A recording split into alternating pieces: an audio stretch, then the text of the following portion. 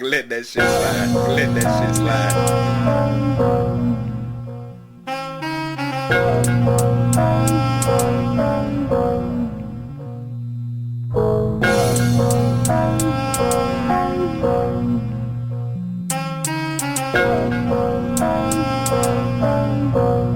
Man, put the eighth down and come solve these problems.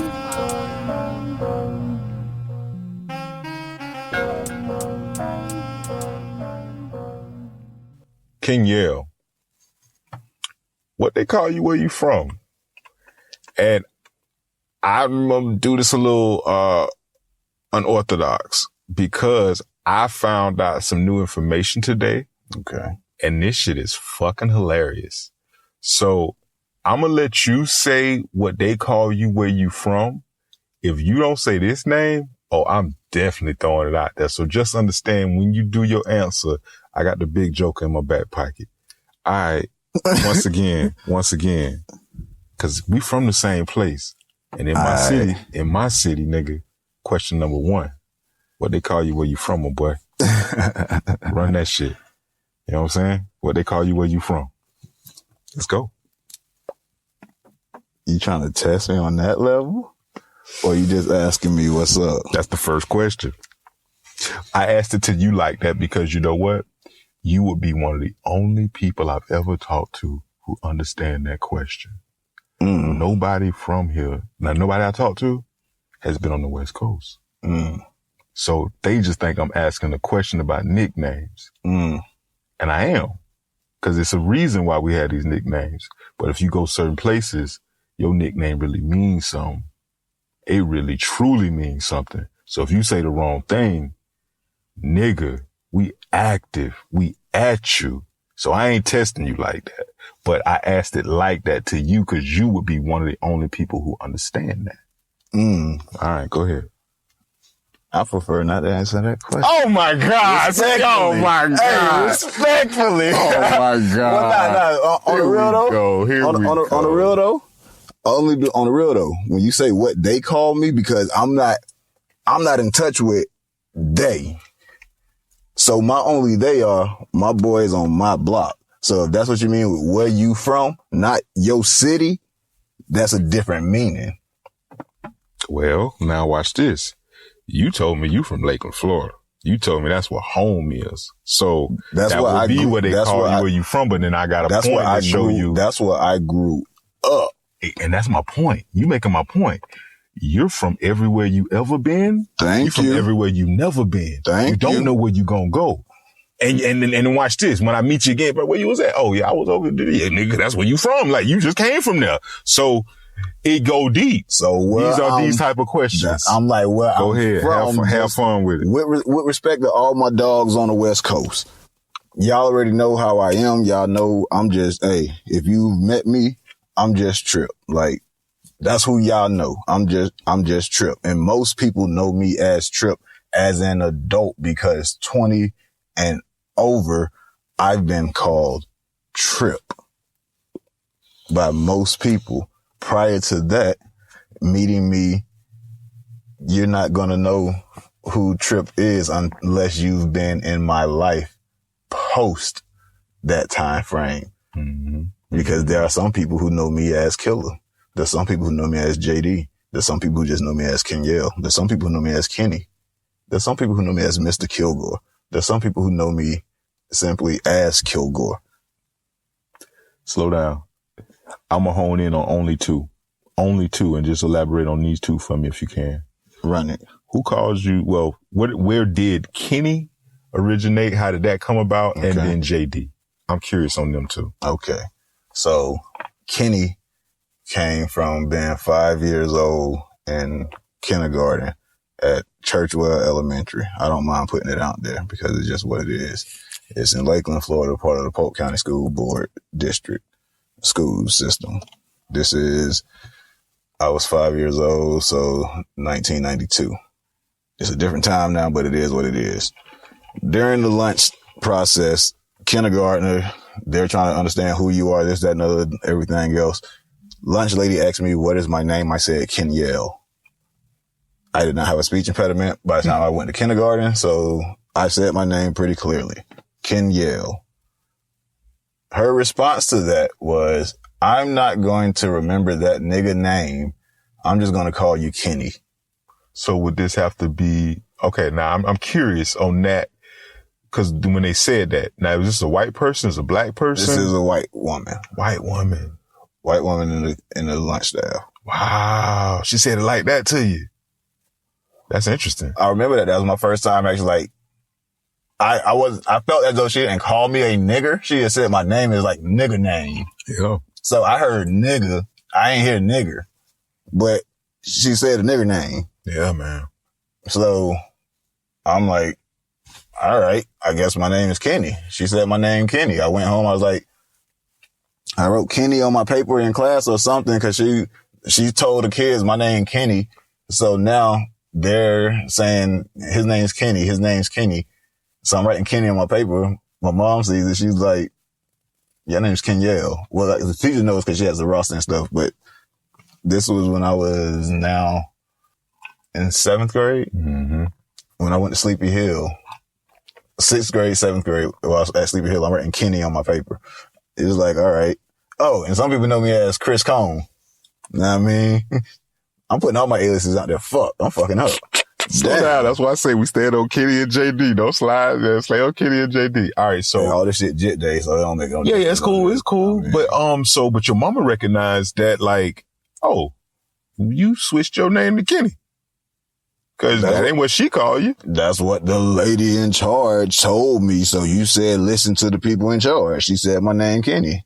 I was trying to conform, and I realized very early on, fuck no, because your conformity is changing who I am. Don't call me Kenny. Like, that was my attitude around it. Well, no, cause at first she wanted to call me Ken. And I'm like, I just never liked the name Ken. No disrespect, no offense, but never call me Ken. My name is not Ken. I'm Kenyel. I know you were super young, so this is going to be kind of crazy, but I got to ask because of what you just said. Looking back on it, she a lunch lady, right? Yeah. Would you consider a lunch lady like somebody who's in authority or somebody you're supposed to listen to? While in kindergarten going through a lunch line, yeah. Yes, I know. And they, yep. I mean, no matter what age you are, yes, because while they're serving you, no. Check it out. Okay. Check it out. Cause there can be a child serving you. So while they're serving you, they have a process by which they are trying to get things accomplished on their end. So we have to be understanding enough to realize that they're making our life easier one way or another. We need them just as much as they need us. So there's a mutual level of respect for anyone in the service industry simply because you're doing something that I would have to do myself, period. Right. Type deal. So I've always had that sense of no one's better than me, but I'm not better than anybody. So even as a child going to the school, it's like, okay, this the lunch lady. Yes, she's an adult. So I have to respect her and do what she say because she's an adult and I'm at a school. Right. Clearly she must work here because she's on the other side. But then there was also that sense of, shit, this a lady who lived to be a grown up already. Like, she did something right. All right, I'm gonna listen. But I did not understand none of the concept. So once I told my mama how that name came about, she was like, no, don't call yourself Kenny. Like, no. And that was the whole thing behind me learning nigger and that, but that was Kenny. Yeah. So you told her everything that happened. You ain't tell her just the little part. You told her what she said it was a nigga name? Yeah. Damn, I know your mom was mad at that shit. That's how I got the information started. But just through the years, once again, being in that school system, going through the schools of the school system, Kenny would come up at various times. Like I say, 6th grade, 7th grade, switching to a new school. It was almost like a fresh start. So that was like a self-choice thing, playing around, because in my eyes, if I don't tell y'all my real name, you don't really know me. I'm going to take a quick detour and then we're going to pick up on JD. Now I don't want to try to lose you, but and just let's just see where we go on this. All right. So what I know about these nicknames, right? And then how this white woman to you, I'm going there. This white woman said to this black child, I'm not going to remember that nigga name, so I'm going to name you something else. All right. When we came over here, when they snatched all us up, or it might have been people here already. I ain't gonna get into all that. I hadn't known about Kunta Kinte yet. Yeah, okay. Yeah, but I'm just saying these names come from somewhere in the sense of it's a reason why we have nicknames and we give each other nicknames all the time. But then you kind of meet a lot of white people. They don't really have nicknames to a certain degree. Unless we gave them a nickname. True. Then they around black people, but they don't really know what, this is my point. Or the sub name, William, they become Bill. That ain't, nah. Robert, they become Bob. But there's a title for that and all that. That's different. When we were taken and brought over here, they took our language, they stripped us of our names. Fact. All right. We have a language, we speak a certain way, we know these names. We name our own children, everything, right? But now you get over here. And then now white people have their own type of names. White people can't pronounce our names. They named us. But guess what? We can't pronounce their names. So, but we also got to remember that name. So our dialect, our tongue, the way we talking, we slurring stuff, we cutting stuff, we shortening stuff. We say this, it might be a name, but we kind of break it down to that. So that's kind of how these, in my opinion, that's how these nicknames kind of came about. Like, white people can't say it. They named us something. We can't say it. So now we gonna shorten it up and break it up. And then now that's just how it goes. Like, I think that's kind of where a lot of our nicknames and that culture comes from. I could be wrong. I'm loose with it. But when she said that, that's kind of what that made me think of. Like, damn, you see a child, a black child, and has a name, and then you like, well, fuck that. I'm gonna call you what I want to call you. And that's what it's gonna be, boy. That you know, like, and that ain't right. That ain't right. You will fuck with a child like that, and then you talk about that because you was like, well, I went with that for a while because I'm like, well, that makes sense, and then because it's the child. Yeah. But they like, but I ain't conforming to that. I remember you said it. And that's strong. Once a child can come into that, that's a force to be reckoned with, in my opinion. You know, now you starting to understand, like, I ain't playing that game. No, I am who I am. My mama named me this, and this is who I'm going to be. Before we slide to JD, did you ever have a issue with your name? Yes. Then, because that's always something in the back of my mind, because sometimes I had to switch it up. So once again, as an adult, being a car salesman here in this country hick town in 2008, 2009, yes, check the statistics, this was a blue territory even then, so it was a country hick, it was a red territory, so it was a country hick town. Like, the thought process from a political standpoint during that particular era you see was what it is. But selling cars, saying my name's Kenyel, but trying to be able to get in and out of a sale, it made it difficult because now I'm being slowed up by having to repeat my name 2-3 times because I'm having customers who do not look like me saying, huh, what? Or wanting to call me just Ken. Now we're having to go through the process of me saying, please, no, never Ken. Never just Ken. That's someone's father or anything else. I have no kids. Yeah, I'm never Ken. Then it becomes a point of, okay, well, what's our compromise? So that's just too many steps getting into it. I'm like, I'm losing time here. I'm losing interest. I'm losing money. That's the thought process. So it's not that I'm ashamed of my name, but let me adjust, because I'm not going to accept defeat in the fact that I have to sit here now and continue to give you my name simply because this is transactional. Let's keep it what it is. This is transactional. Now, when I'm actually going in and I'm introducing myself, now I at least know I'm giving you my full name, who I am. I know that's a lot to remember for you. Feel free to call me Trip. So there's no shame in it, but it's making it convenient for the moment. And like today, but back then it was always that same feeling, but just not being able to, because I had to conform to the school rules. I've had some teachers who would not allow me to change my name. Shout out Miss Austin. my 5th grade teacher, Miss Barbara Austin. I'm saying it's entirely too much because some of this information is, this the internet sensitive. What's the name questions type stuff. So I got to be mindful of that. But, shout out to her because for sure she was just like, she was a black woman. I believe she was my first black teacher, maybe my second. I think I may have had a black teacher before her. I don't recall. She's the one that stands out. Oh yeah. And she's a legend in our community outside of the school, just in her own right, in my mind. Like, I know her name has always held a certain level of reverence and respect. Okay. With just her works in the education system, stuff of that nature. But being able to have her affirm, your name is Kenyel, that's a beautiful black name. You are a beautiful black man. Well, you're a beautiful black boy, but you will become a beautiful black man. So yes, honor that. I'm like, yeah, okay, because of course, first day of school, what do you want to be called? That transition from kindergarten up to now is constant every year. I'm hearing someone say Kenny, no matter what. Within a school year, I had to correct people. I had to correct at least 100 people within a school year while in upper division. But while down as a kid, anytime we are out amongst other kids who are not black, who do not look like me, speak like me, they had a problem with my name for sure. So yeah, back to your original point, they can't pronounce our names. Yeah.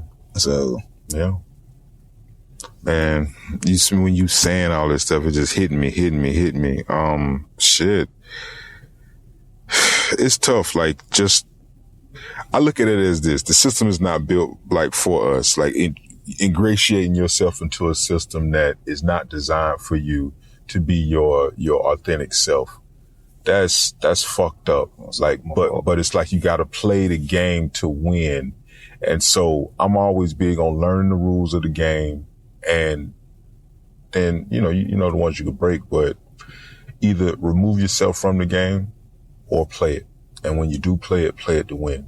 So one point in time, I was like, fuck it, I ain't gonna play the game. I ain't playing that shit. Mm-hmm. I just don't see another way out of the game. Well, I just don't see another way out. So it's like, if you do play it, use it as a tool and figure some things out to where you can play it at your own terms. So I'm only saying that to you in the sense of like, if I'm specifically talking about car sales. Mm-hmm. Oh, it's trash now anyway. Bro, my name Kenny. My name Ken. And I hate to say that, but it's because I have now put myself in the game. Mm-hmm. That's the thing. If I'm not going to play the game, nigga, I play by my own rules at all time. Fuck that. But the moment I say I'm going to play the game, and my saying the game is playing the white man's game. Mm-hmm. Like, I got to get this money. And this is the way I figured out I'm going to have to get this money. And I got to deal with other white people. Like, these people going to spend the money regardless. They just want to feel good spending the money. Mm-hmm. And you just said it. It's a transactional relationship for you, but they want to feel some type of commonality with the person they're spending their money with. And they already see that you don't look like them. Mm-hmm. So they're going to already kind of come at you a certain way. I ain't never finna soft shoe. I ain't never finna tap dance. None of that shit. I ain't kissing no ass. I'm here about my business.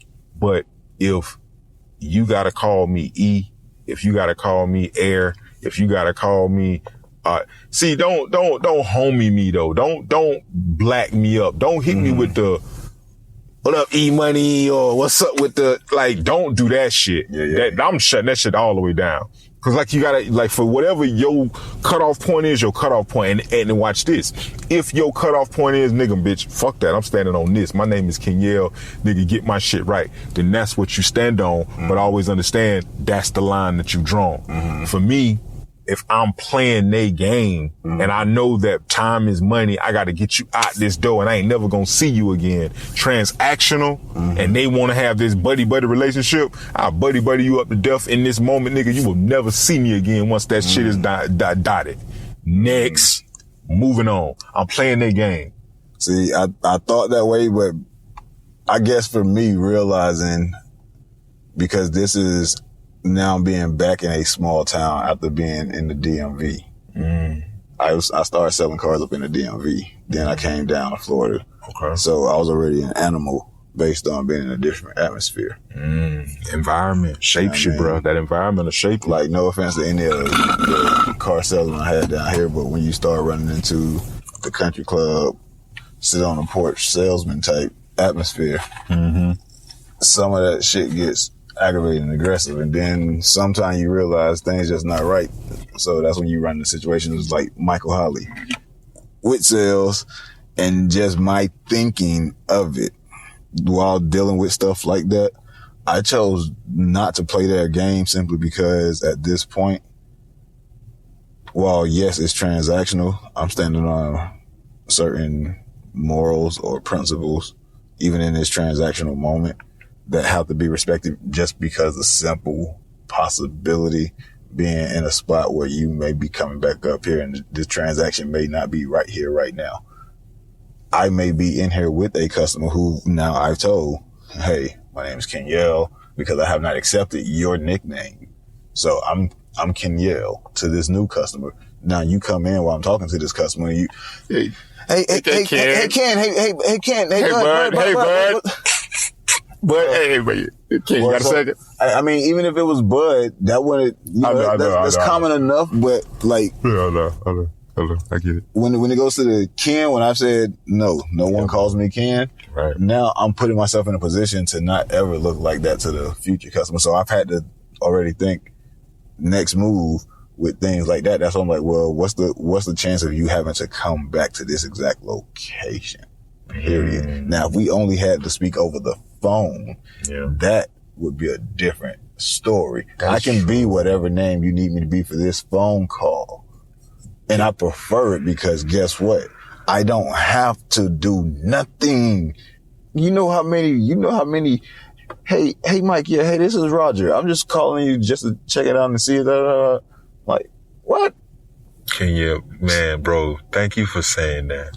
Because that's the game. That's what I do though. See, I never have to see people face to face. Yes. So that's the so game. Easy for me. That's why it's so easy for me to say what I'm saying. I do phone calls all day long. Face to face, I gotta see nobody face to. I work from home. Face to face, I gotta stand on this because you may see me out in public and I'm with someone who I've already said I do not get called Ken. Thank you for saying that. Thank you.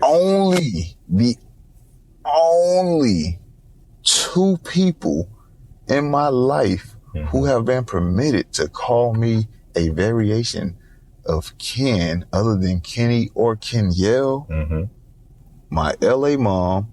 Okay. And one of my haters. She's a Cowgirl fan. I'm an Eagle. She knows I hate being called Ken. So once she found out I was an Eagles fan, she was like, oh no, you're definitely not Kenyel. You're Ken something. You're Ken. I'm like, you motherfucker. So we compromised and I became her Ken doll. Yeah, I mean, not to make it all mushy and things of that nature, but it's funny because they both call me the same thing, but that's Ken doll. My LA mom ran one of the largest LA nightclub scenes.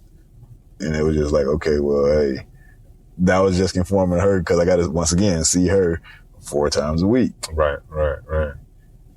Got to go with it. I mean, you're not going to fight that. Once I understood the concept behind it, she was like, do you think I'm insulting you by calling you Ken doll? I was like, I don't know, because you calling me Ken, but you're just adding doll. Those 2 separate things. Like, it's separated. It's not Kindle. Like, it's not one word. You're still calling me Ken. She was like, you just don't realize you are a chocolate piece of work out here. Like, we're graced with your presence type deal, right? Like, joking around, she said it like just to ease things up. But she was like, no, seriously, you are well put together. You're a human doll. You're a Ken doll. So we got a little bit of an age difference, but not that much. So You familiar with the Ken doll though? You know what it is though, right? Or no? Because the way you saying it sounds like you kind of don't know. So you know what Ken doll is? The Ken doll is though, right? No, like not. I know what you're saying. She was like not in that sense of well, like it's like that. It's a sexual object though. Like meaning like the Ken doll represents the sexual really? the male the sexual male doll that women play with. Like you're a play toy for women, and it I mean from a woman's standpoint, if she's calling you her Ken doll, that's a plus. That's a positive. And that what she's trying to get at to you. Like, you naive. Like, nigga, you getting mad at this name, but why you mad? I wasn't, like, what you mad for, nigga? It was just a matter of, it's just a matter of, I know that, once again, I know what the meaning is. Okay, that's why I say she's not saying it to me like she want to jump my bones. Like, she's not saying it like that. She's saying like. Yeah, cause I was going to go there. You know I was going to go there. Because you called her your mom. So No. That's how that relationship developed, because she was like, yeah, no, like, we not trying to go there. Like, that's not what this is, but that's what the perception coming up here is, like, amongst people having conversations. Let's slide to JD and then we'll get up out of it, because like I said, I got 3 more questions to ask you. So my fault. No, you good. We good. Let's just go, because we ain't gonna dive in too deep. So JD. Where does that come from? Because that's not your initials, is it? Like, bruh. Yeah, JD. All right, so there's the truthful version of where JD comes from. Okay. The truthful version. But then there's the well-received version based on who told it. Okay. Now, for forever and a day, me and my nigga Cock know what the deal is. JD came about. We doing our thing. We on the block. We actually, I say on the block, just we on the base, not standing on the corner. For those who don't understand that part, this is going back to where you from. My bad. Okay. But yeah. Got no lingo. So we posted. We just having that, you know what I mean, talk. And it's like, yo, this is what it's becoming to. This is this. Ooh, da da da. So what's your part in this? Like, if some shit go down, what's your part in this? Da da da da. What you mean? Like, how you gonna contribute? Fuck you mean how I'm gonna contribute? Da da da da. Like, if you're a part of this, like, how you gonna contribute? You gotta be willing to do something. Like, what's your contribution? I didn't understand what he was trying to say, but I understood what he was trying to say in its own little way. Now, going back to, this is where I need everyone to hear, going back to the West Coast version of where you from, this is not that. This is not that. So when you hear where you from, there's not that. So going back to it. So it was like, so where we from, you know what I mean? You see people calling me this. This is where we from. We ain't like, I'm like, we from Lakeland. He was like, nah, but we from here. Like, if there's any beef, anybody come through who don't look like us, like, hey, this where we live. This is where we're from. This is like where we lay our heads. We have to be willing to defend our neighborhood. Like, this is where we're from. It ain't on no other shit. Like, we ain't going out bother nobody, but hey, if you gonna leave and live over here, like, we gotta know that, like, yeah, I can count on you for some shit. All right, bet. So at the time, I'm the youngest, I'm younger, so I'm always getting a chance to just say what's what. I'm seeing what's what, rather. I said say, but I'm seeing what's what. I realized what they were into. So what can I do? What can I provide? I can provide y'all with what y'all want. Being in the form of what you want. It just so happened to be, they wanted those. Okay, I can make that happen. The transactions can occur. That's who I am. There's a movie with a character. Oh, he gets his revenge. If you know, you know. Like for brokering a deal? Nah. If you know, you know. Okay. All right. Enough said. Okay. But the whole thing about it is just, it was just a matter of it was like, okay, that's not going to be acceptable out and about, simply because what it is, that ain't going to be something, because he was like, even though we talking like we talking, he was sensible enough to know, like, hey, career path wise, that's equivalent to what you say you don't want to be. So that's not necessarily how you can present that name, but that's like, hey, that's who you are. I'm like, all right, bet. He was like, nah, you already know now. I got to get you. He was like, why can't, if I caught you jacking your dick? Yeah. I'm like, nigga, what the fuck you talking about? Like, what took you so long to come to the door for? Yeah, see, I can peek in your window. You looking at, I'm like, what he said? He said he saw me, in the kitchen. He saw me from the kitchen window.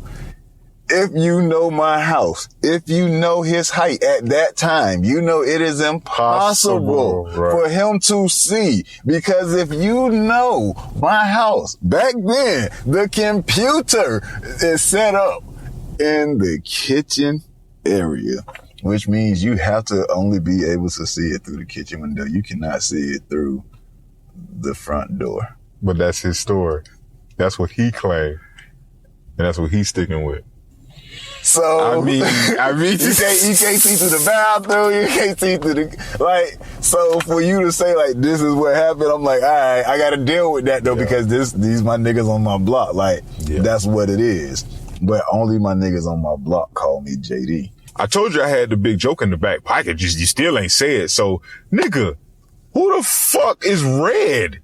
I found out. Hey man, hold on. You are Red, bro.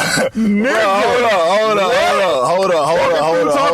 Who are all these jigaboos in here? Hey, first and foremost. Goddamn, it's darker than a bitch in here, ain't it? First and foremost, you gonna respect my motherfucking gangster veracity, nigga. I'm the light-skinned this most nigga in the room. In every room I walk into, you see that nigga, I'm a goddamn red bone. Look at that. You see that? You see that nigga, the palm of my hand is fucking red. Nigga, I'm a red bone. Fuck y'all. Better respect my gangster, nigga. Man, I lost my mind when I heard this shit. I said, what the fuck? I got to talk to him. We got to talk. Pause, no homo, nigga. I'm a chocolate-covered strawberry. All right, well, we're going to slide to the next one, so here we go. Bet that. What's your motto in life? Like, words to live by, or either words to die to? Like, you have anything like that? I have a couple that stand out, but one, just depending on where I am in that moment when I'm actually focused on trying to get something accomplished, it's simply a quote from Heat. Never attach yourself to anything that you're not willing to drop in 30 seconds or less if you spot the heat coming from around the corner. That type mindset, that comes not only from the military of, hey, I got to drop things and go, but also just the attachment component of it. Like, I'm not going to say I'm a lover boy, but I can have a gentle side. Most are not going to see it. So I cannot just allow myself to allow a gentle moment in my mind turn on to a gentle side. Right. So therefore, you got to put in time to be able to see that with me. So now, hey, don't get attached to beauty. That's 30 seconds or less, because guess what? After I nut, post-nut clarity, that's going to come 30 seconds or less after I nut. So guess what?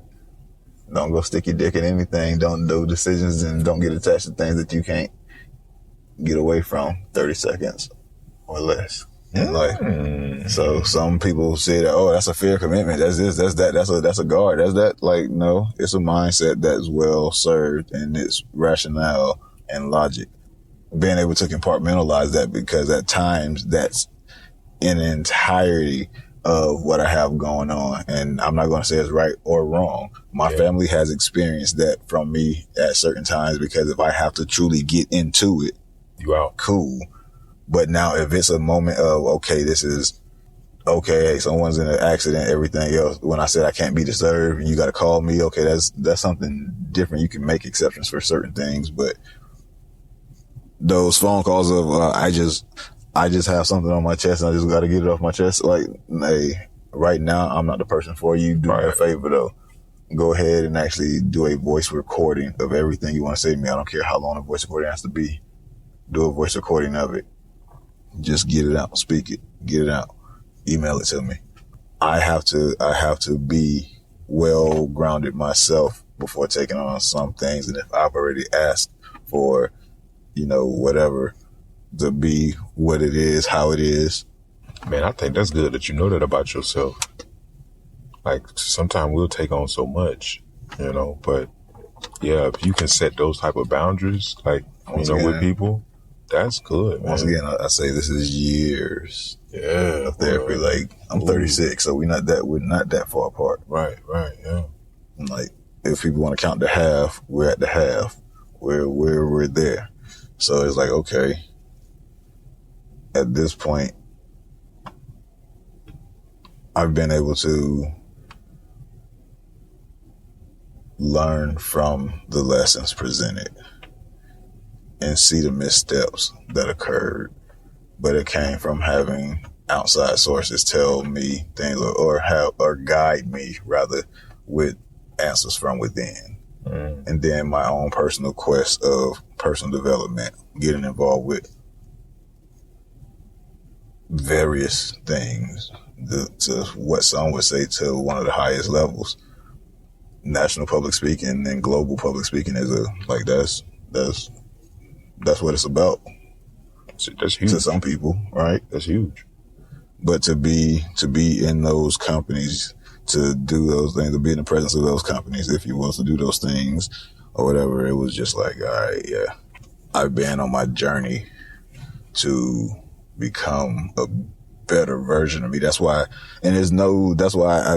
I had to preface in the beginning, like, hey, I don't condone any of the things that I necessarily did in the past, but I get a chance to laugh about it now, because it's like, man, I was that arrogant, I was that insecure, I was that ignorant all around, I was that immature, thinking of all that kind of stuff. It's like, man, I'm thankful because I made it a long way, and where I am now. That's reflection, man. You want to beat yourself up, but you do look at it like, damn, man, it was error in my ways back then. But you ain't know no better. You was doing what you knew, watch this, you might have knew, but you just would do it differently now with your experiences that you done had. Because every once in a while, just because all those various lives lived, like if you ask me now, you want to be a dog or a cat? Well, shit, I definitely prefer to be a cat. You see all these lives already accumulated? You know what I mean? There's wisdom in that, though.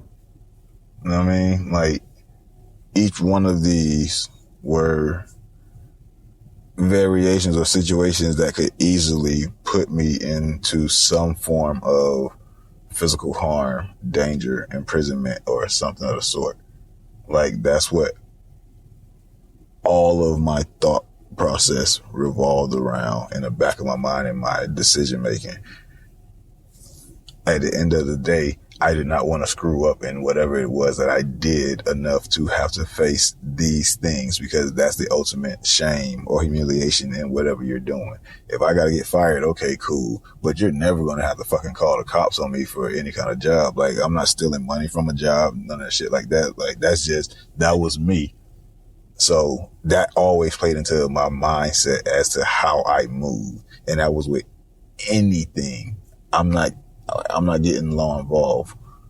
I was really going to ask you this about the motto that you said. So look, I can just pick up where I left off on that then. And that's one motto. I have another one that I have to say too. Okay. All right. It seemed like it could be a defense mechanism. Mm-hmm. Like maybe not letting people get close. Mm-hmm. I could be wrong on that, but also it seemed like it would lead for a lonely life. And I say lonely because if you never get attached, then how would that provide for true companionship? And in my view, when you have like something that's real, man, something that's like for you, you can really experience what joy is. You can get a lot of things and you could do a lot of stuff, but I think like you need maybe some type of companionship to be able to really truly enjoy it. And if that's true, if that's true, because that might not be, but if that is true, if I never get attached to anything or anyone more than, I can drop it at the 30 within 30 seconds. I don't know. It's like it would be a recipe for, I'm just going to be alone. I'm a lone wolf in all of this. Now watch this. I got to also say this. I do understand the concept of we are born alone and we die alone. Mm-hmm. I don't know what you believe in, but when it's all said and done, ain't nobody gonna be asking what they did, what you did. It's what did you do? What did you say? How did you treat? You know what I'm saying? Like, it's you here fulfilling your cosmic duty, fulfilling what you're supposed to do while you're here. So I understand that pursuit. But if we saying we might want to find a little happiness, a little joy, I don't know how we gonna truly do that without the companionship. And if I never get attached to anything, how do I get the companionship, if that's even wanted? So it's not that I can never get attached. Before I say this though, back to one of the first parts of you saying a lonely life, there's a difference between lonely, lonesome, being alone. It is. So I would have a life alone, but it wouldn't be lonely. Good point. At times it may be lonesome. Yeah. But I never allow myself to be lonely, because that's just a state of depression, anxiety, and everything else that I don't deal in. Like, that's not my space of reality, because I know my triggers. I know how that will impact me beyond. So yeah, but that's a good call out. Companionship itself comes in multiple forms. Yeah. So it doesn't necessarily have to be in a traditional relationship that people see.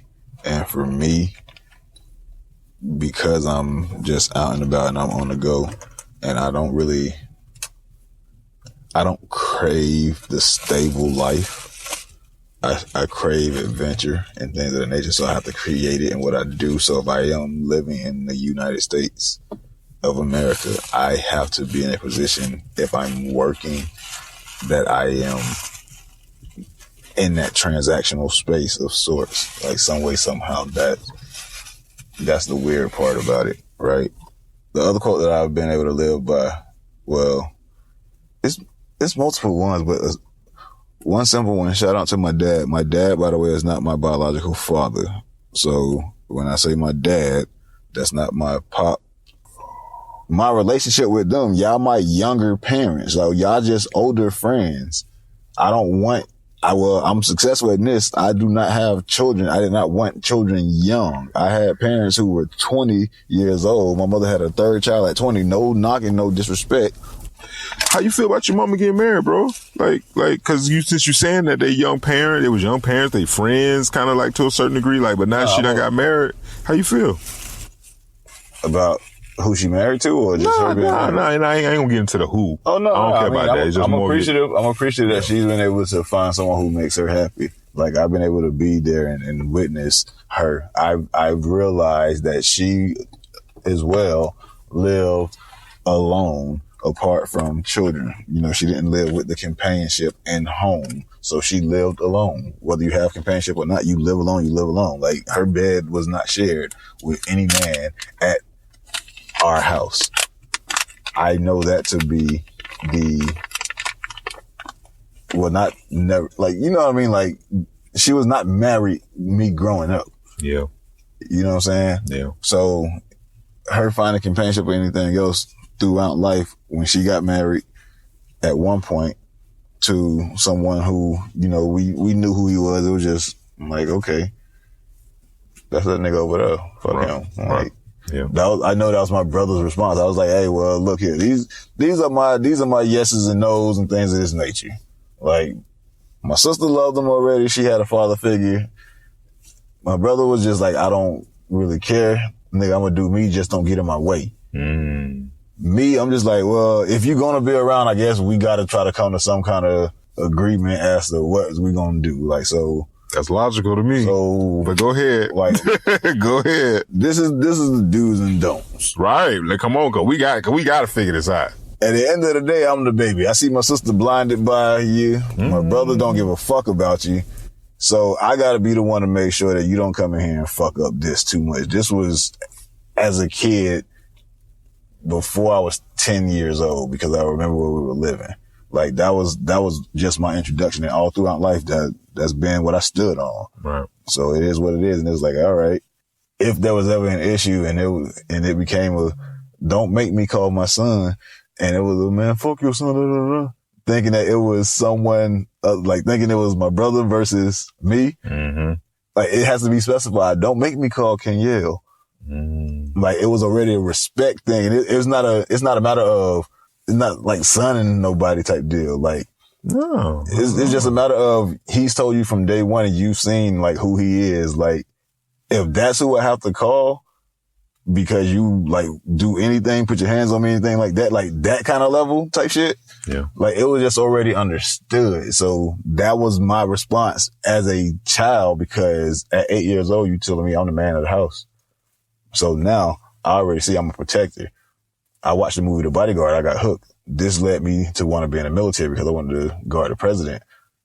You don't have to go to the military, but it enhances your chances of being able to get into the Secret Service by having military service or law enforcement. You get chances of getting law enforcement by having military. Okay, cool. I'm looking at all this as a child. So it was nothing for me to go into that role and everything else. So while he understood that they ultimately did not stay together. So there was, once again, now a period of just being alone. I don't know. I've never asked her, was she lonely or when was she feeling lonesome? We just don't have that relationship where I check in with her like that. That wasn't how it was given as a child. So because it wasn't received, it's hard for me to reciprocate. And I know people will say now, well, you're an adult now. If you want to, that's that. Clearly, and it's not to toot my own horn or anything else, clearly I've done the work. If those who know me, or even just hearing through the stories, some people could try to figure it out. Like, through the actions, you could tell that work was not done. And then there had to be work to undo various actions. So it was a matter of being able to now put it all together.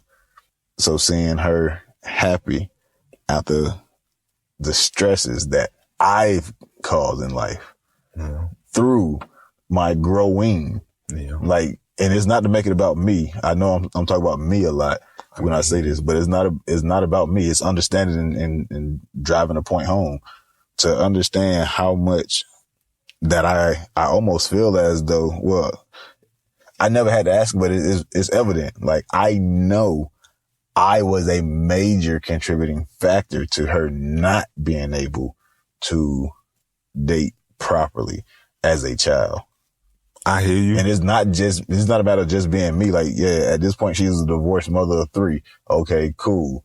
So, all us have the same father. It's none of that. So it's not like, yo, she's just somebody's baby mama. Not like she built the family. That shit didn't work. Right. All right, bet. Yeah, life.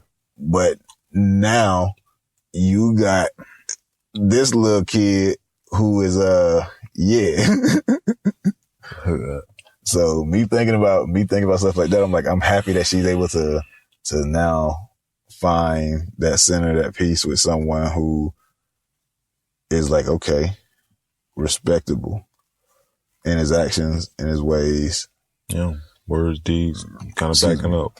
Everything backing up. She's old enough to where she's found someone who, at this point, you would say is not about the games, because it's like, yo, I know what I had. Life took this away from me, not circumstances, but life itself. Like, well, however you want to put it, the husband who wife passes, a widower. No, not a widower. Yeah, a widower. Mm-hmm. Yeah. Mm-hmm. Damn. So I couldn't imagine that shit, bro. Like, I have thought about that, but I couldn't imagine that shit at all. Mm-hmm. Like, losing my, damn, this shit will not stick for nothing. You led into the conversation saying, in my opinion, like the right thing by like, well, correct, by like saying, she happy. She found happiness. She happy. Found somebody who could treat her well. But that's really all I could ask. But yeah. And that was the whole thing. Knowing once again through everything, like how I'm like, she deserves it. She deserves it. So I'm glad that she's happy. Like, so I appreciate that. But yeah, I'm happy for her that she's got married. That's how I feel about it. Yeah. He a cool dude. I don't have any issue with him. We met after me hearing about him. Hey, it wasn't that I was the version of my brother with the previous one, where it was just like, all right, well, look here. I'm not here. So I'm just a phone call to hear about you, anything else. So we'll get to know each other in passing type deal. But as long as there's consistency and this is what I hear and this is what I see, like, bet. And that's just that's low key how it was, but it was just a mutual understanding. Retired veteran. So once again, now I'm bringing back that community aspect. We already speak a similar language. So it's like, okay. Oh, okay. So he military, ex-military. Yeah. So okay. just being able to understand. And same branch or somewhat different? Nah, he the other 4 letters. Okay, got it. Go Army, beat Navy, by the way. That's funny. 2023. Check out the game. Stupid. Check out the game. I'm just saying. But yeah, but I'm happy for her. What was it before you asked me about her getting married? Or you don't remember? No. We're going to slide to the next one. Let's slide to the next one. All right. Has someone ever given you a last chance, and for what? When I think about that question, time out. So when I think about that question, the only thing that's really coming to my mind, though, someone give me a last chance, that person would have to be dead. Word? Like, only way for me to have a last chance, because you can never say never. Go ahead. The fact that you can never say never, and like, if somebody tell you, oh, this your final straw, this, that, another, like, only thing I could equate that to outside of someone being dead, only because I haven't tried it, but that's what I heard with, like, okay, being fired or being broken up with type deal. But because I can never say never, only final straws of life would have to be things that happen with people who've passed on. If that makes sense. So, you being young, your mama telling you, if you don't clean that room, I'm a whoop, whoop, whoop. And you don't clean that room and then whoop, whoop, whoop. That wouldn't be a last chance? In that moment, but it's going to happen again.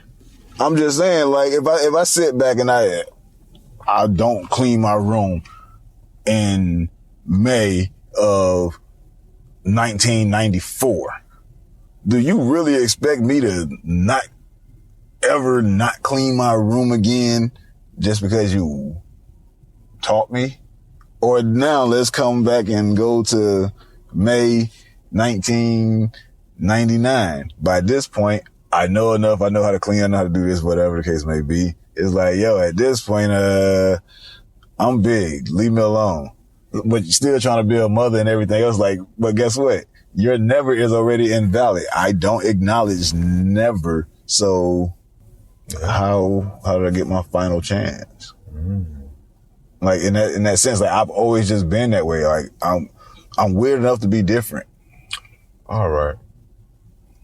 I'm only going to use this example because this is some of the information that you've given me throughout this conversation. Okay. So maybe I'll see if I got it right. So when you were in the military, they told you to stop doing something.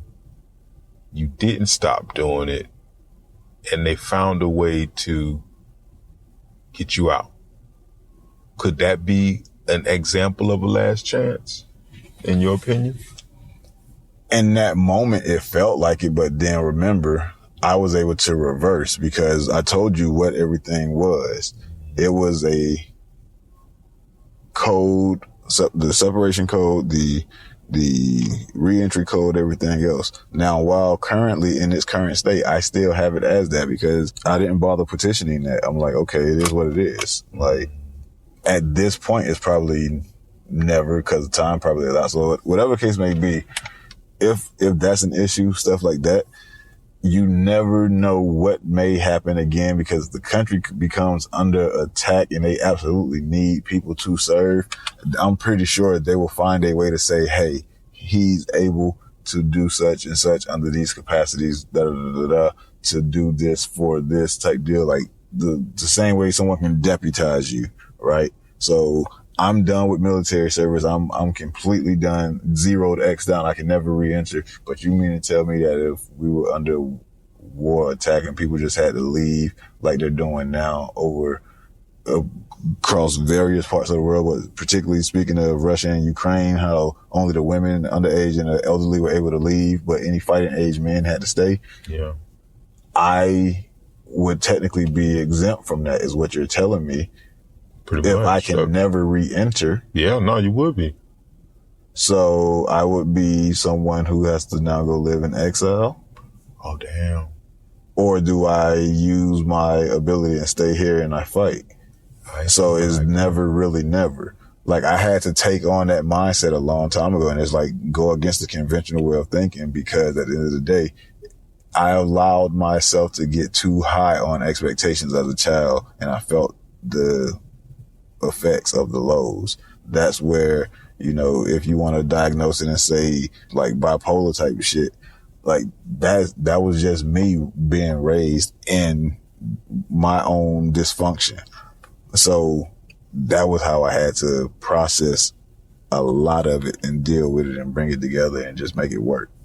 So, well, I don't want to keep you here all night, man. So, and I still got these 2 that I gotta ask you. Okay, but now, okay, so the other motto from my time in the military. Mm-hmm. Well, no, I'm sorry. Okay, we were saying that, and I said my dad, not my father, my pops. Yeah, I didn't want to leave off on that. That was my godfather. They're older. He was my grandmother's classmate. So it was just like a respect thing. Like dad just seemed formal and proper and they're older. So like that formality was just there. They had a structured household. So it was just more of a formal thing. Everything that we did at my crib was casual. Wait a minute, hold on. I just got to make sure I understand the connection. So when you say grandparent, you talking about mother's side or father's side? My father's side. Okay, all right, go ahead. My father's mother was the same age as the man who ended up being my godfather and mentor in life. Got it. Who I refer to as my dad because the running joke in my neighborhood, oh, Kenyel off with his daddy, Kenyel off with his dad, because me working and just always like every day, once again, it became that Monday through Friday type thing. Yeah. To where that was like, okay, I'm tied in. I'm with someone who's 40 years older than me. I've never, you know what I mean? Like, it wasn't a matter of me sitting here calling you dad. These were the kids saying, like, joking around. And then, you know, him and his wife putting on a joke as well. Like, well, you always here. We like your second mom and dad. Yeah. So they start signing Christmas cards, birthday cards, everything. Second mom and dad, second mom and dad, second mom and dad. Right. That's so beautiful, like, man. You know what I mean? But yeah, he would always just tell me, work smarter, not harder. So that was just something that was a quote that was instilled in me as a child, and it still resonates. But a quote that I got along the way that resonates, and I've lived by it in various phases. Shout out Sergeant Gordius. Never become so content that you get complacent, because complacency kills. And that was just like him telling us that was, you know, always be aware of small things, P's and Q's, because we go outside the gates of the fob is live wire every time. Don't reach that gate with a mindset of, oh, everything is hunky dory, Like, be ready to kill every fucking thing moving. Like, that's the mindset. So don't become fucking so content because, oh, we went out today, nothing happened. Oh, well, you know what? Hey, we're just going to be complacent. We're not going to be up on guard. We're not going to do this. We're not going to do that. Realizing that these things that I'm trained for war for actually are applicable to everyday life, because outside of the military, I'm going to now have to face adversity in some facet. So if I get so comfortable in my everyday life that I'm no longer hungry to try to, you know, get something more out of it, and I just become complacent, I'm just stuck where I am. I'm not I'm not trying to advance. I'm not doing anything that really makes it worth my while. You know, sometimes stepping back and just doing nothing is necessary.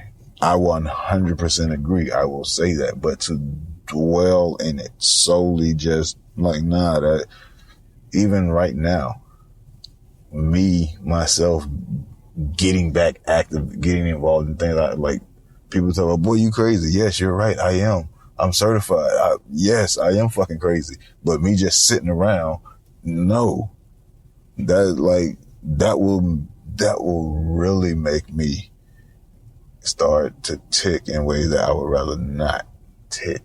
Mm-hmm. So it's like, all right. It's like, well, everything you're saying, bro, like, I ain't gonna say it's me, but I feel where you coming from. I gotta say that, right? The one thing that I've been working on is, even I got this fire burning inside of me, like this furnace, like, and it had ice around it. Mm-hmm. I melted that shit for sure. It's burning, but now channeling that energy, channeling that fire, diverting it into a correct target. Mm. Understanding who the enemy actually is now. Mm. You have the training. They broke you down. They built you up.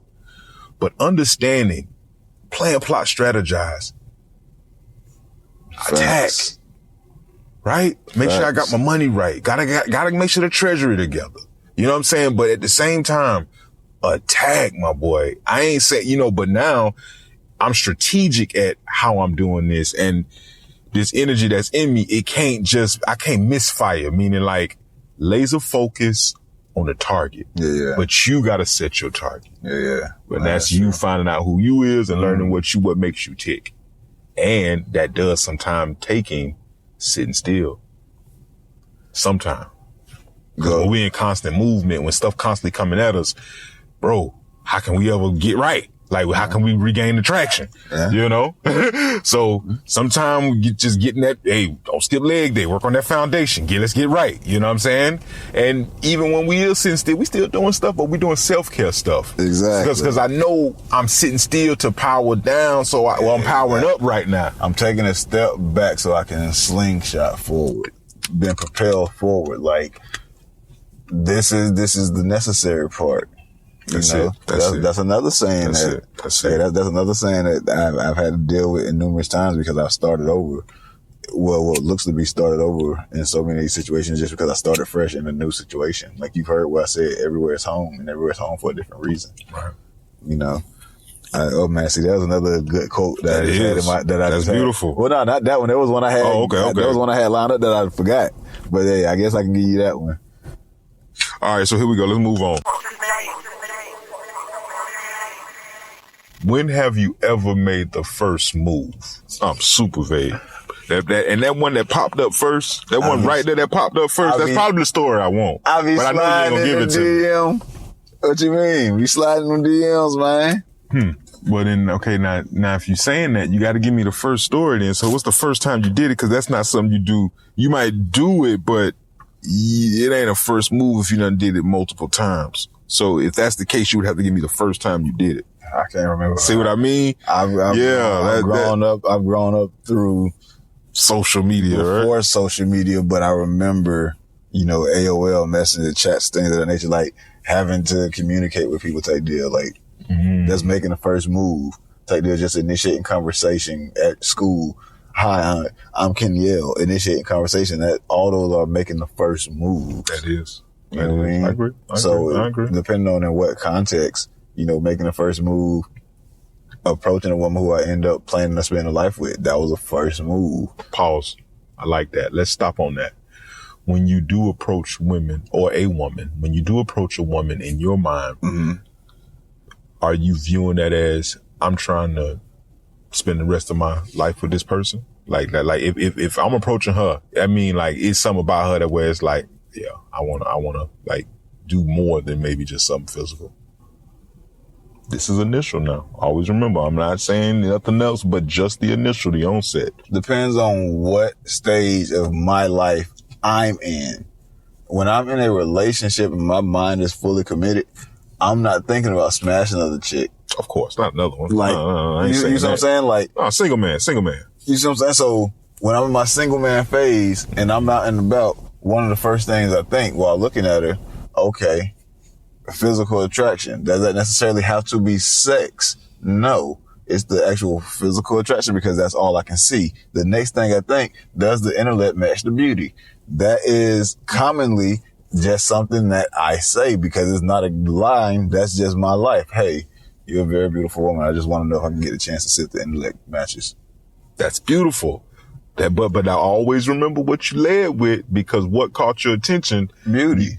That's all I be getting at. Because this is just a bare front off-site encounter. This isn't someone who's speaking and I've heard this and everything else. Now, if it's a matter of I've overheard a conversation or anything else and I agree with her logic and her viewpoint, at this point, I'm now acknowledging your actual mind.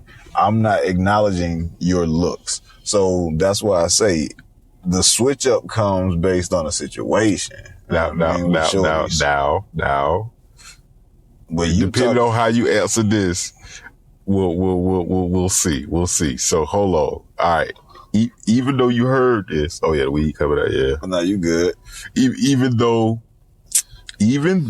Well, I just want to smash. It's a different. No. I ain't talking about. I know how they go. Come on, we ain't even going there. Okay. Now watch this. I'm just getting on the point of no matter what the situation is, when it comes to the female, the sexual attraction leads first. The intellect and all that stuff is after. Now watch this. In that same situation you just said when you heard something, you ain't even seen it yet. You heard something and you came over there and you wanted to kind of match something up. When you came over there and she looked like a booger wolf. Okay. She looked like Sugar Smack. Okay. You like got the same approach as if she was like something that you was really into That same name, that same energy, because guess what? That was my thought. Yo, this makes sense. Who is this? I need to understand who this was. Now, if it's a comedian saying some shit, guess what? I'm not going to come and be as smooth in their delivery, but I'm gonna say the same thing. Right, yo, I just heard some shit that make too much fucking sense. I gotta know who the hell said it. What's your name? Yeah. Who are you? Yeah. I don't Kenyel, who are you? That's pretty cool. Like, pretty cool. Because I just wanted to know. Because at the end of the day, like, I genuinely would have an interest in what they said. Right. You know what I mean? Now, sight unseen, me out and about, I'm walking and I see just a beautiful woman. I have no problem complimenting her on her beauty because I know nothing else about her. Yeah, exactly. I really want to just get to know you, but Now, your beauty intrigued me. Now, that's fascinating, man. If it gets further, yes, you realize I'm a man who finds beauty in you. I approached you solely for that. But if I get a chance to be in a workspace and then I get a chance to actually like meet someone through close confines, things of that nature, or I'm introduced to someone through a mutual friend, so we have certain commonalities, things of that nature, it's different from your beauty being the first thing. Like, yo, even if we seen pictures or anything else, like, yeah, you may naturally see them. Okay, at this point, I'm starting to know, oh, this is beauty. Like, I don't want to just see your picture first. I want to be able to hear something about you or anything else. Like, you know what I'm saying? Like, things of this nature. So therefore, your beauty is not the first thing that's on my mind. Right. I told my niece when she was, she 18 now, so she got to deal with it. She was a little kid, so now I got to rub it in the face. But when she was 8 years old and she had to start wearing a training bra, I was just like, boys are going to see you different. At this point, I need you to realize that you are going to need to realize the difference between flattery conversations, people just trying to get what they want, and what actual love and things of that nature are. Like me just saying, okay, you have your family situation, whatever case may be. I don't know how you view it, but just as an uncle, this is just what I'm going to tell you. If a boy ever tells you I love you, tell him to name 7 things, 7 intangibles, 7 anythings about you that are not physical. Not just physical in nature, but that are not physical, as to why you're someone he loves, or else it's just physical gratification. It's going to be sex. It's lust. What are 7 things you like about me? Because you have to actually take time to think about that and follow up on those things, because these are characteristics that let you know, hey, this is who I am type deal. So shit like that. If beauty is the only thing that someone sees, beauty fades. Over time, beauty fades. Any single thing can happen. Like, yes, I am fortunate that I am blessed with the aesthetics that I have. But guess what? Anything is possible. You see people who get in accidents, get $150, you know what I mean, get acid on their face. Just deformities that form over time from anything. They have a stroke, now their face is off some. Okay, they develop any kind of muscular disease and now their face is different. They get an allergic reaction that just never allows their face to heal again. You have too many variations that can change someone's physical beauty. There has to be something more. So me just meeting chicks sight unseen only because, oh, you just super beautiful, I'm going to keep it a bill. I love to be in the presence of a beautiful woman as much as the next man. Mm-hmm. But we're talking about today, not just through my life, but now today. Being able to have social media in my hand and being able to travel the way I travel, I never need to approach a woman. And it's not a matter of, oh, you're beautiful, I have to give you a compliment, but like approach in a sense of how I'm going to get in her pants approach. Like I'm not, that doesn't have to happen. I'm not on a hunt. I want to discuss something in your life that you just can't seem to push through, even as time passes. Like, this not the day-to-day stuff. This that I thought I figured this out. And here we go again. Do you have anything like that in your life? Except in how my military career ended, the circumstances leading up to it, the events during everything. Like, I would say the last 6 months of my military career. Mm-hmm. Even though it was so long ago, it still comes up? Yeah, because that forever shaped me in a sense that the actions I'm held accountable for, and I'm held accountable to. The thoughts, the feelings, the actions, the people, the entire mindset, thought process that became invalid. It became void simply because it wasn't able to happen. And it was such a major part of my life. It was something that I couldn't shake in 30 seconds or less. I had no opportunity to. So leaving the military, I had to instill that to break me from being in the military in some weird way. Realizing that age for me was the same as people going off to college. Yeah. Experience. Yeah. So at 17, I got my college experience through life in the military. But now you're an adult, though. They treat you like you're an adult. I got some restrictions, but other than that, like, yeah. Is there any way around that? Like, cause I mean, yeah, that might be something that might be attached to you. As long as you're dealing with the government in any kind of way, that's going to be attached to you. I mean, so being attached to me, dealing with the government, just being attached to me, understanding that the veteran community exists, being attached to me just by certain things that I do, my mannerisms that I'm not changing. Like, there's some things I'm set in and I'm cool on that. Yeah. Like, for instance, I'm not sitting with my back to the door. No, it's not a matter of, oh, you think somebody coming to get you? No. But I know that if someone is going to come, I'm going to be able to perceive their actions and intentions based on my level of training and knowledge of de-escalation tactics or escalation force in that moment. Right. It's a sense of unless you are an active in uniform, squared away soldier, I don't want you watching my back. I'm sorry. There's just an unspoken language. The training is different. It's not just like, well, mentality. I would say not just the training, but the mentality of the person, because that's why I say if you're a squared away uniform soldier, it's going to help just having some basic knowledge, but not everyone's squared away. Mm. You know, and that's not shady of any kind whatsoever, because like people would talk noise and talk, oh, you're just a medic, da da da. I would never talk noise about a medic. What? You never know what a medic is assigned to. And if they say I was just a medic, most likely they're being very humble because they've done some serious shit. All right, I get that. I'm just that high? That's what you're trying to tell me?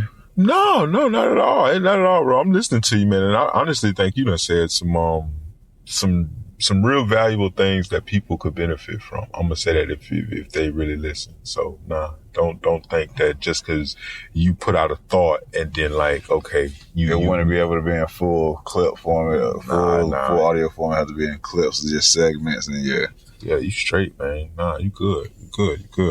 Shit, you could benefit from the advice you told the people who be coming to you with stuff, in the sense of maybe just record voice notes sometime and just flush out your thoughts. There are times where and go back and reflect. Yeah. Listen and just listen. Because you speak in parables sometimes. Mm. You know what I'm saying? Like, just go and just talk, but now record it and go back and listen, man. That might do something for you. It might not. I don't know, but so something maybe to explore. The one that you gave me though with this thing, pushing through, it would probably be more of like, I guess, coping with it, because it is attached to your name when it comes to like governmental stuff. So I think that's how we got to the military, because of that, like what you had said. So yeah, I wouldn't know what to advise you on that one, man. That would be a hard one. When I asked you the question about discussing something that, in your life that you just can't seem to push through, and then you the reason you gave was with the military, right? Okay. And even though I've won the fight, I'm still holding on to the battle. Yeah, because but you say it still come up in your life today and it affects you. So in my mind, the way I took that is like, even though it may affect you personally, it also affects you like, shit, if you want to do something with the government, like they gonna see like on your name, like it's gonna say something how that you left the military. Well, yes and no. Maybe so. I don't know. Mm. I don't really I don't have any aspiration of working for the military anymore at this point. I mean, the government at this point anymore. Okay. I'm like, my USA jobs.gov account is about to be deactivated. It's been that long.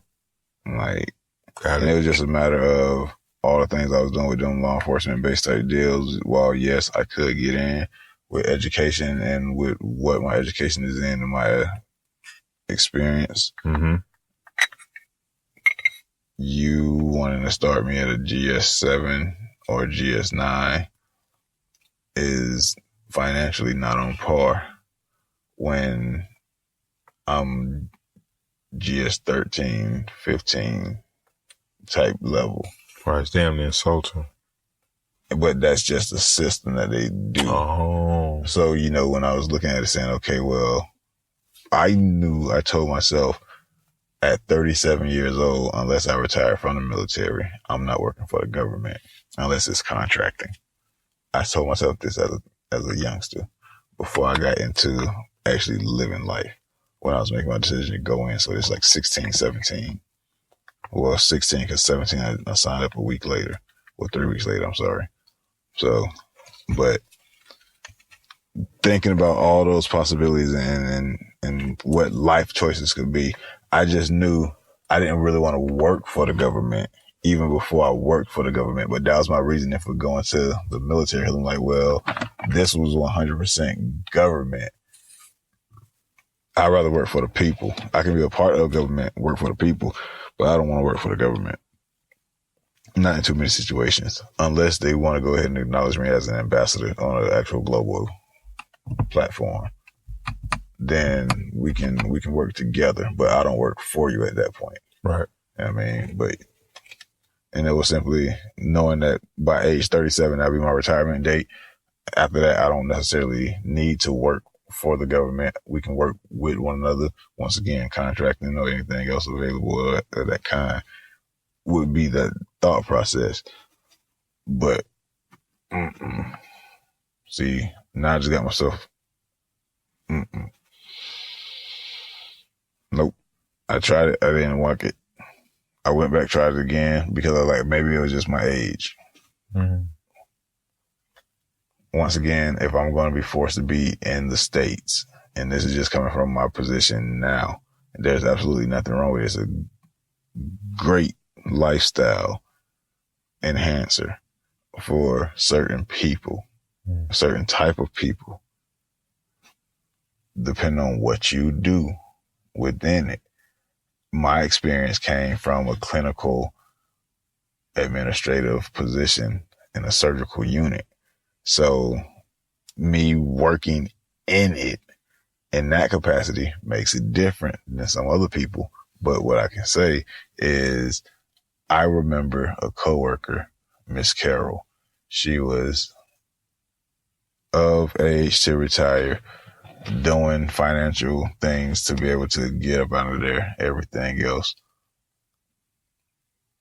She was constantly saying, I'm just ready to retire, just ready to retire. Like looking forward to retire. Mm-hmm. We're going to celebrate, we're going to celebrate, we're going to celebrate, we're going to celebrate, we're going to party, we're going to party. Now, what she wasn't telling everybody was that she was sick, I'm assuming. She was just, having a good face at work. She was supposed to retire in March.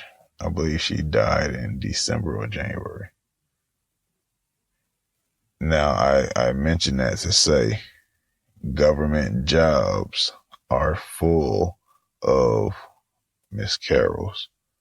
People who absolutely love being able to go in, have their structure, have their order, be of service, do things for the betterment of the nation, for their company or department, rather, breaking it down like that, or just anything. But generally, that mindset, maybe it's the only path mindset versus, okay, this is just my side money or my money to start over here type deal. Like, it was just the mindset of, I'm just waiting to retire.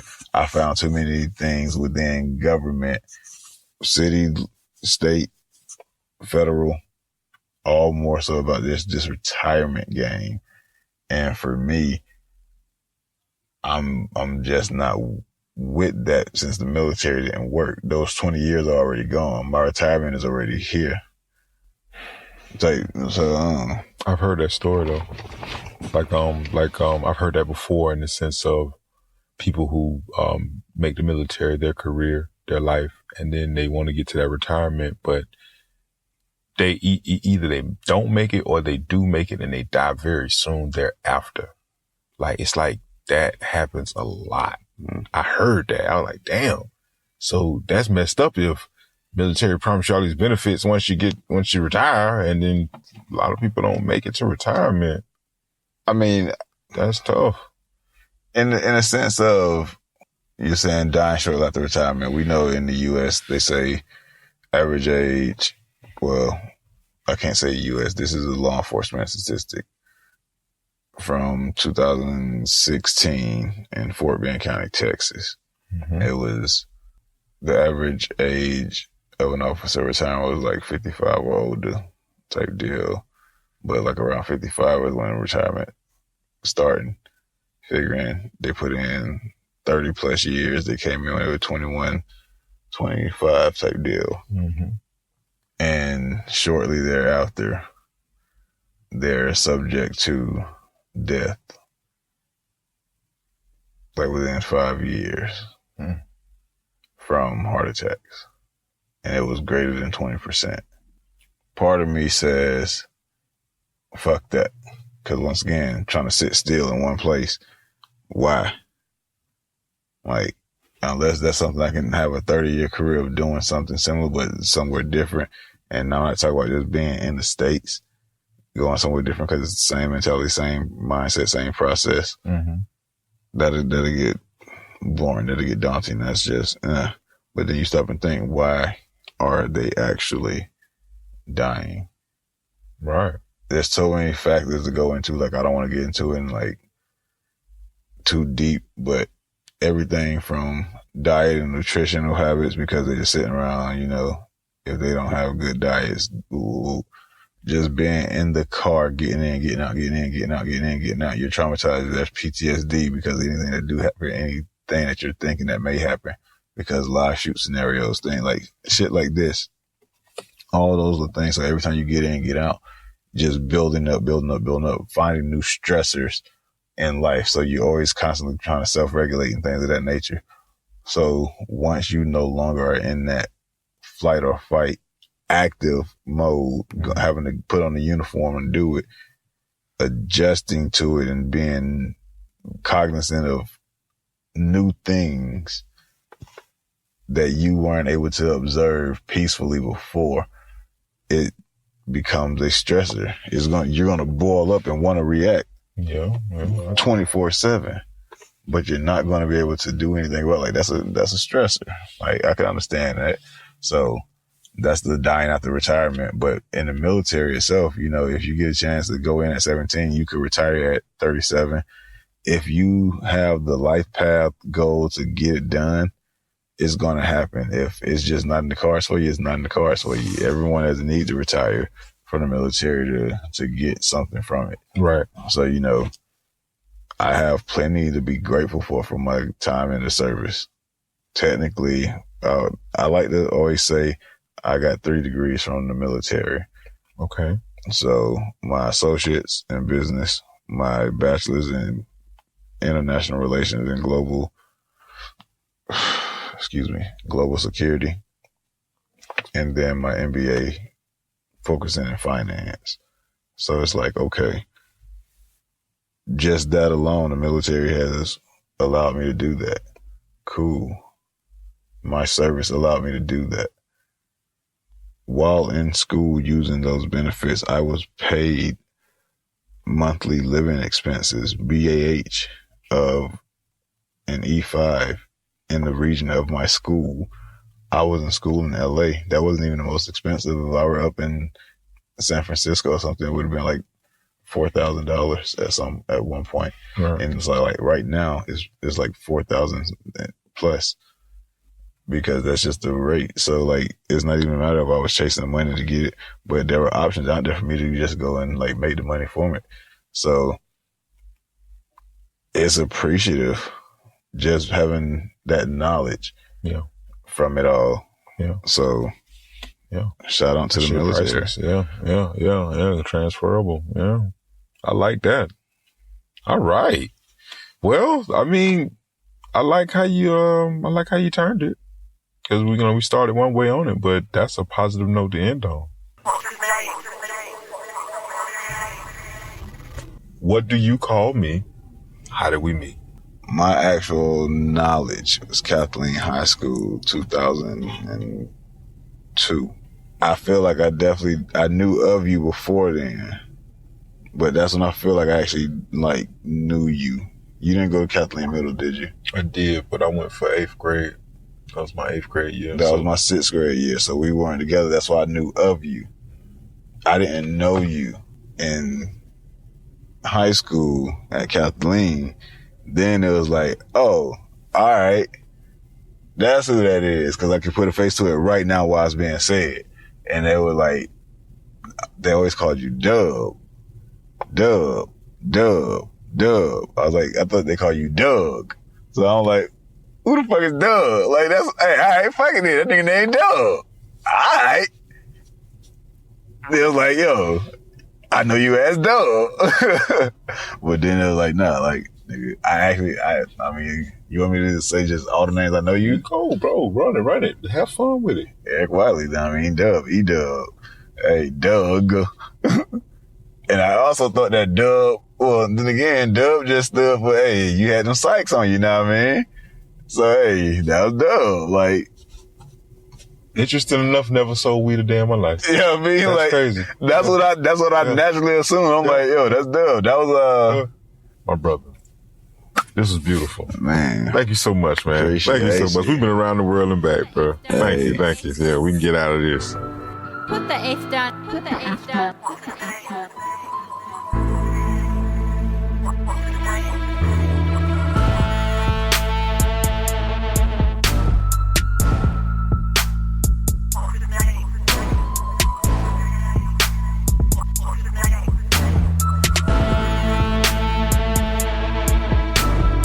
Put the eighth down. Put the eighth down.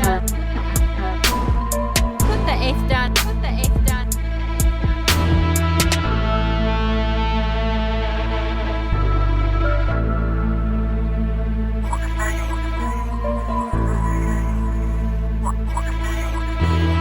Put the eighth down. Put the eighth down.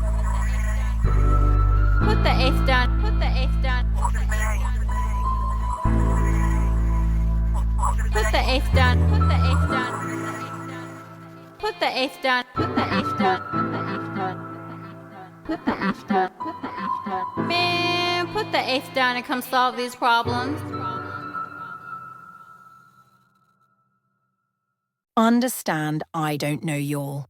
Remember, I love everybody. I am not your licensed therapist, and nothing shared on this podcast should be taken as medical, mental health, or legal advice. The discussions we have here are for educational, informational, and entertainment purposes only.